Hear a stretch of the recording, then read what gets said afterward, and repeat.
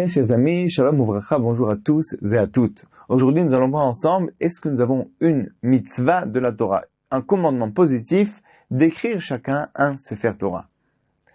La Gemara dans le traité de Sanhedrin, page 21, nous dit que même quelqu'un qui a reçu en héritage un Sefer Torah, et donc qui possède déjà un Sefer Torah, a une mitzvah d'écrire son propre Sefer Torah. Comme il est marqué dans le verset, dans Parashat Vayelech, Ve'ata, kitvu lachem et ashira azot, Ve'lameda et Bnei Israël. Et maintenant, écrivez ce chant-là et apprenez-le au peuple d'Israël. D'autre part, la Gemara dans le traité de Gittin nous dit qu'on n'a pas le droit d'écrire des morceaux de la Torah, des parties choisies de la Torah. Lorsque la Torah, elle a été donnée de façon entière, Torah Chatuma Nitna, et donc, lorsqu'on va écrire la Torah, on devra l'écrire entièrement. De là déduisent les Chachamim que si la Torah nous ordonne d'écrire une partie de la Torah, en réalité, il faudra écrire toute la Torah. Et c'est de là que vient la mitzvah que chacun a d'écrire un Sefer Torah entier dans son entité. Le Rosh, qui est rapporté par son fils le Tour dans les lois du Sefer Torah, dans Yoredea, nous dit que cette mitzvah était valable à l'époque, lorsqu'on étudiait avec les Sefer Torah.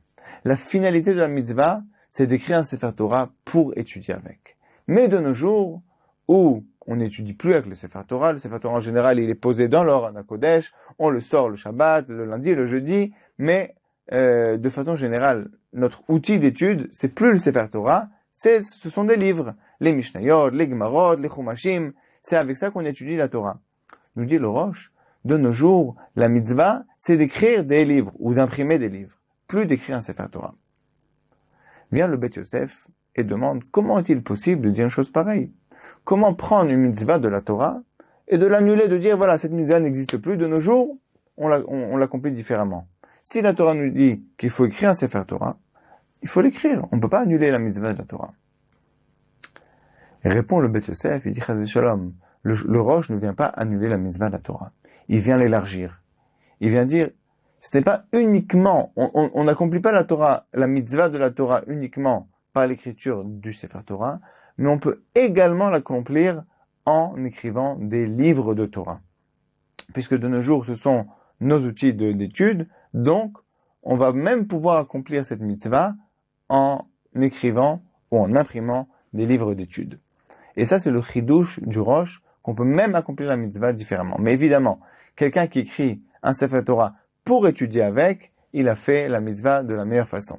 Par contre, écrire un Sefer Torah pour le ranger dans un Aron HaKodesh, c'est pas la finalité de la mitzvah, on va dire. Il faut juste préciser que l'un des commentateurs du Tour, qui s'appelle le Prisha, comprend les paroles du Rosh tel quel et dit que de nos jours, on n'a plus de mitzvah. Mais l'avis qui a été retenu dans la Halacha, dans le Shulchan Aruch, dans les lois du Sefer Torah, c'est donc le Beth Yosef, comme il lui-même a répondu les paroles du Rosh, et il va nous dire que on devra écrire un Sefer Torah, mais on pourra également accomplir la mitzvah en écrivant ou en imprimant d'autres livres. Le Khatam Sofer se pose la question, est-ce qu'on a le droit de vendre un Sefer Torah pour acheter des livres? On sait de façon générale, on n'a pas le droit de vendre un Sefer Torah.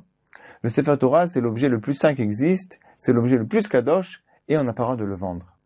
Mais est-ce qu'on pourra le vendre pour acheter avec des livres d'études pour pouvoir étudier encore plus et agrandir la Torah? Nous dit le Khatam Sofer, Ze mitzvah gdola meod. C'est une très grande mitzvah de le faire. Donc lui, il a compris, comme le Shulchan Aruch, que on peut accomplir la mitzvah aussi bien en écrivant Sefer Torah que en écrivant d'autres livres. Et puisque notre outil d'étude, ça va être les livres, on pourra vendre un Sefer Torah pour acheter des livres d'études.